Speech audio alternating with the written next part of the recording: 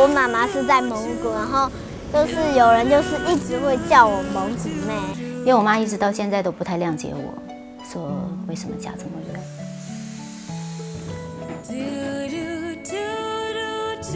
我觉得妈妈过来有比较开心，还会教我那个水要怎么玩，然后这样子怎么玩才好玩。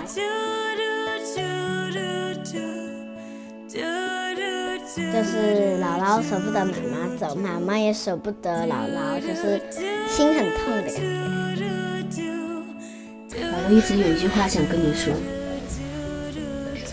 如以后你长大了，把你嫁到美国去。我那是报复。